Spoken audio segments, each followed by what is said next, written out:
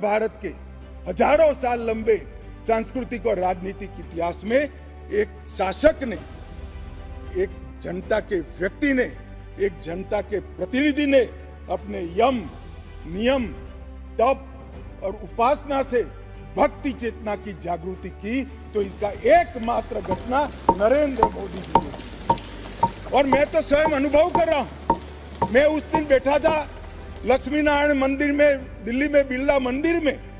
जो जनता थी, जो लोग थे, सबकी आंखों में आंसू थे। पूरा देश राममय हो गया था और जय श्री राम के नारे लगा रहा।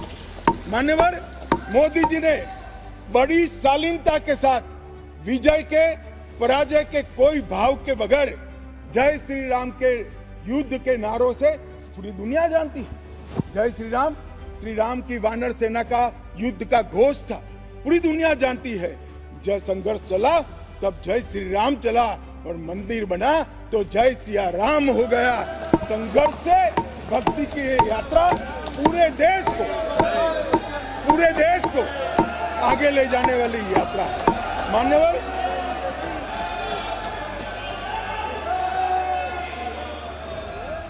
इतने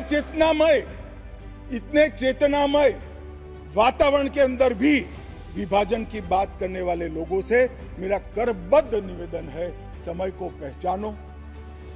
पहचानो, एकता के संदेश को स्वीकारो और आगे देखकर चलना शुरू करो, भारत की और हम सब की भलाई।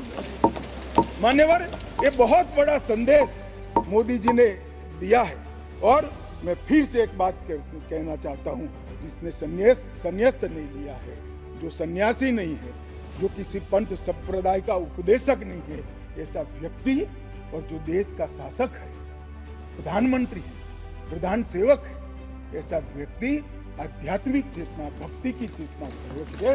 ये दुनिया में ऐसी मिसाल शायद ही कहीं नहीं मिली।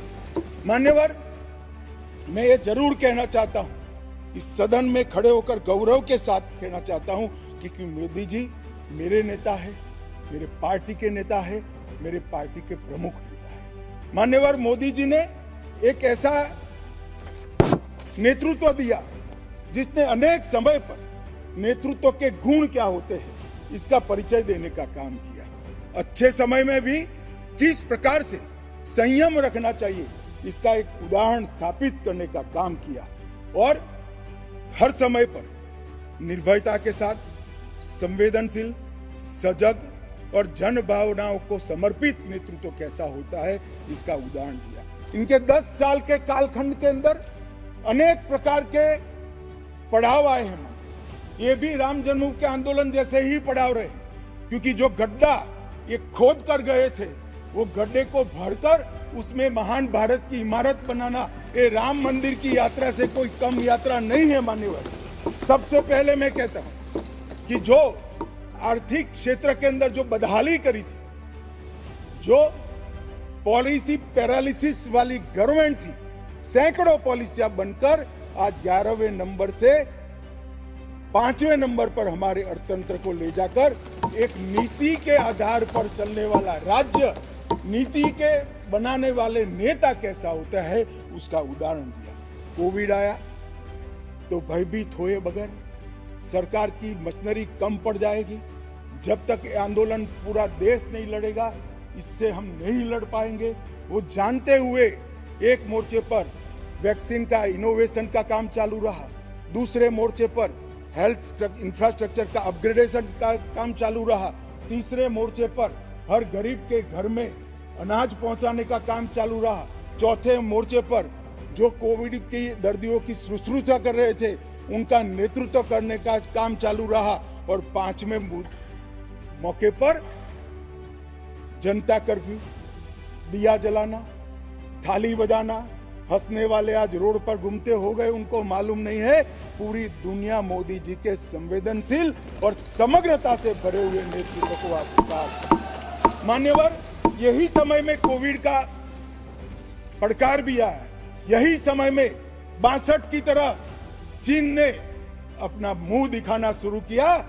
दृढ़ता के साथ नेतृत्व छाती सीना तान कर खड़ा रहा, हिंदुस्तान की 1 इंच जमीन।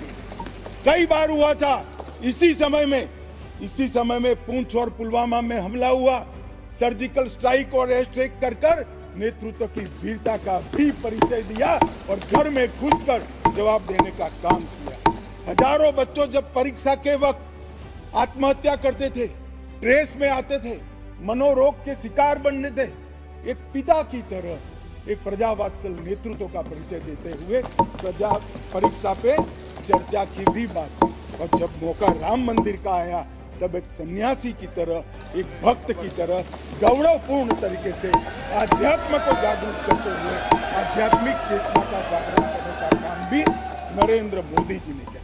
मैं इसलिए कहता हूं कि बहुत लंबे समय से इस देश को ऐसे नेतृत्व की जरूरत थी। 70 साल तक, 68 साल तक देश ऐसे नेतृत्व में भटकता रहा, लटकता रहा। 130 करोड़ की जनता ने मोदी जी को चुनकर एक सर्वगुण संपन्न नेता को चुनकर देश की सभी चुनौतियों को समाप्त किया। मान्यवर, मैं आज आपके माध्यम से ये मैं कहना चाहता हूं, ये राम मंदिर का निर्माण और राम मंदिर में रामलला की बाल प्रतिमा, मनोहरी दृश्य, आंख बंद कर देते तो सामने वो प्रतिमा दिखाई पड़ती। इतनी मनोहरी प्रतिमा बनाने का काम हुआ और उसकी प्राण प्रतिष्ठा भी। मान्यवर, एक प्रकार से समग्र भारतीय संस्कृति को मोदी जी के माध्यम से एक अभिव्यक्ति का काम है। मान्यवर, राम का जीवन ही अपने आप में परिपूर्ण। बचपन में ही शिक्षा संस्थानों की रक्षा के लिए विश्वामित्र के वहां रावणों का वध किया, अहल्या को सम्मान दिया, मां सबरी को गले लगाकर इस देश के गिरिजन और पिछड़े लोगों को गले लगाने का काम किया, महिलाओं का सम्मान किया और गिलहरी, गिद्ध, वानर, रींछ, वनवासी सबको जोड़कर सत्य पर सत्य की विजय का झंडा श्री राम ने फहराया। और मोदी जी ने जब ये अयोध्या बन रही है, ढेरों लोगों ने, मैं आज सबके बीच में कहने से मेरी अपने आप को रोक नहीं सकता, ढेरों लोगों के प्रस्ताव तो अयोध्या के इंटरनेशनल एयरपोर्ट को श्री राम का नाम दिया गया। बड़ा लोक लुभावन प्रस्ताव, परंतु मोदी जी ने महर्षि वाल्मीकि का नाम देना। सारे मौकों पर दशरथ का, सीता माता का चौराहे पर नाम देने का प्रस्ताव आया था। मोदी जी ने कहीं जटायु को रखा, कहीं गिलहरी को रखा, कहीं हनुमान को रखा। मान्यवर, समग्र समाज साथ में लेने का काम किया। मान्यवर, ये जो मंदिर बना है उसके निर्माण में भी पूरे समाज को साथ में रखने का काम किया गया है। मान्यवर, मैं आपको जरूर बताना चाहता हूं कि इसमें देश के हर हिस्से को स्थान देने का काम मंदिर के निर्माताओं ने किया है। एक भी प्रदेश ऐसा नहीं है जहां से कुछ नहीं आया है। हर प्रदेश और आसपास के सभी देशों से राम काज के लिए कुछ न कुछ समर्पित हुआ है। सबकी भूमिका पूरे समाज को जोड़कर मान्यवर ये मंदिर बना है। ये सामाजिक एकता का एक अद्भुत उदाहरण मंदिर है, सांस्कृतिक पुनर्जागरण का अद्भुत उदाहरण मंदिर है।